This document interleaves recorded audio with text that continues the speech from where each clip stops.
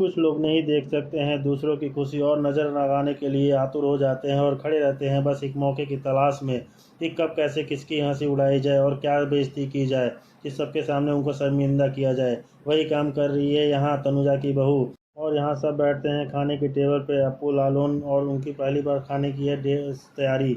बड़ी अच्छी खुशबू आ रही है खाने की। तनुजा, आओ भी साथ में बैठ के खाना खा लो। मुझे कौन खिलाएगा माँ? आप खिला दो मुझे।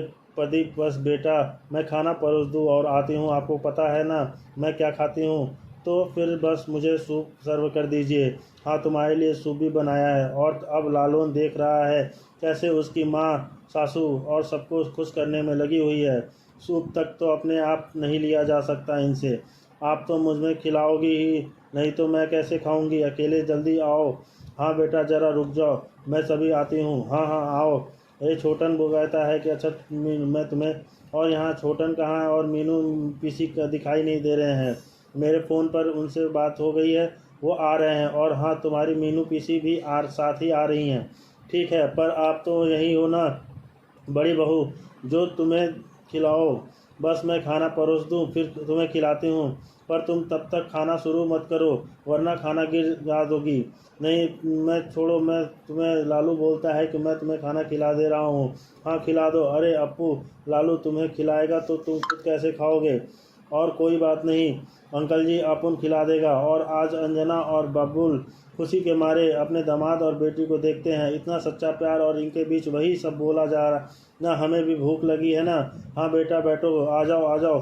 अरे आ जाओ रूमी दे मेमो। देखो तुम लोग के जेठू ने कितना कुछ अरेंज किया है। बाबा अभी का बाजार में जाकर इतना खर्चा नहीं करते ना जितना आज किया है। काकी माँ, नहीं नहीं सही बात है बाबा, आज शादी के बाद पहली बार आपकी बेटी और दामाद घर आए हैं तो इतना खर्चा तो करना बनता ही है। लेकिन मैं भी कहीं पराए घर से इस घर में आई थी आपके, और कभी मेरे लिए इतना कुछ अरेंज नहीं किया। और यहाँ बस होता है सब आश्चर्य से देखते हैं। पिपासा, तुम्हें क्या लगता है इतना सारा खाना इस सब का पैसा दादा ने नहीं दिया है? और अब तो जुबा कैसे कैंची की तरह चलती है। तनुजा और विपाशा की बेइज्जती तो करनी है ना दामाद के सामने। अरे यह तो सिर्फ बाजार जाते हैं, लेकिन खर्चा तो तुम्हारे काकू की जेब से ही होता है। वही तो पैसे देते हैं ये सब लाने के लिए। हाँ ना दादा? देखिए आप, यह सब आप लोग का पर्सनल मैटर है, सबके सामने क्यों बात कर रही हैं? मतलब सुनने में अजीब लगता है, थोड़ा अच्छा नहीं लगता। और लालून बोलता है। और तनुजा, अच्छे बुरे की बात नहीं है, तुम्हें भी सच तो पता ही होना चाहिए ना। हर महीने जितना तुम मुझ पे बनता है उतना मैं इस परिवार के लिए करने की कोशिश करता हूँ। तनुजा, अच्छा सामान लाने के लिए मेरे पास पैसे नहीं बचते छोटा ही सही, लेकिन इस परिवार में खर्चे में थोड़ा बहुत योगदान कर रहता है मेरा। और अब लालून सुनता है अपने ससुर जी को कि कैसे उन्होंने आज सफाई देना पड़ रहा है खाने के खर्चे को लेकर। अब आज अगर पैसे मिलते तो आज भी मैं बाज़ार से सारे सामान लेकर आ जाता। तुम मुझे शर्मिंदा कर रहे हो, लेकिन यकीन मानो मेरा ऐसा करने का कोई इरादा नहीं है। फिर भी मुझे आज बोलना होगा। मुझे आज कहीं से पैसे नहीं दिए गए। शुभ ने बोला कि अप्पू की शादी में बहुत खर्चा हो गया है, इसलिए दामाद का स्वागत धूमधाम से नहीं हो सकता। लेकिन मैं क्या करूं, मेरे भी तो एक ही बेटी है ना, और वो शादी के बाद पहली बार इस घर में आई है। तो अगर मैं उसका पेट भी नहीं भर सकूं तो क्या भाव रह जाएगा। और लाऊंगा। अब जहां तनुजा बेशर्म की तरह सारी बातें सुन रही है और हिसाब किताब का पिपासा तो कहीं ना कहीं गुस्सा भी आ रहा है। इसलिए जैसे भी हो सका, हाँ छोटों से मैंने थोड़ी मदद ली, जैसे तैसे मैंने कर लिया। नहीं करना चाहिए था अंकल जी, बिल्कुल नहीं करना चाहिए था। अगर उनका पेट भरने के लिए उनके ससुर को उधार लेना पड़ रहा है तो उनके हलक से निवाला नहीं उतरेगा। वाह वादा दादा, आप तो ऐसे बात कर रहे हैं जैसे यही कभी पैसे नहीं देते। नहीं दिए क्या? आज तक दिए हैं ना। तो फिर एक बार पैसे नहीं देना तो आप सबके सामने अपना रोना शुरू कर दिया। आपने कीजिए, अपने दिल में जो बात आता है आप वही कीजिए।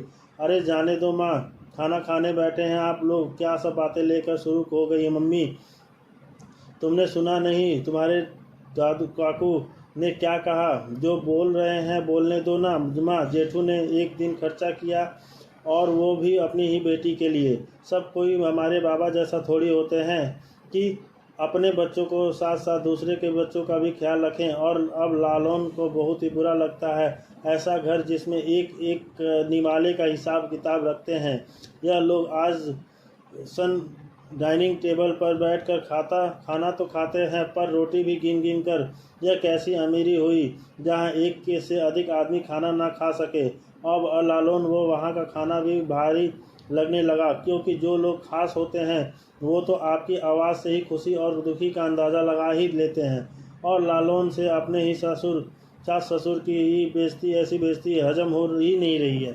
अब आगे क्या होगा? क्या लालौन खाना खा पाएगा शांति से, या फिर होगी कोई ऐसी बात जो कर बैठेंगे इस घर में अमीर बच्चे अपने से कमज़ोरों के नीचा दिखाने के लिए। आदत है उनको देखना ना भूलिए और बने रहिए हमारे साथ और देखते रहिए हमारे चैनल पे कि क्या होता है। और यहाँ लालौन और अप्पू क्या बैठ के खाना खा पाएंगे? और जो उनके सामने उनकी माँ बाबा की जो बेइज्जती हो रही है खाने को लेकर और जो उन्होंने किया है, क्या वो गलत है? ठीक है, जो पैसे नहीं है लेकिन जो भी है उसके हिसाब से जो भी किया अपने बेटी और दामाद के लिए किया है। इसमें अंजना और बिपाशा को नहीं बोलना चाहिए। वो तो बोल ही रही है, साथ में छोटे जो बच्चे हैं वो भी उनका निरादर कर रहे हैं, उनका आदर नहीं कर रहे हैं कि ऐसा क्या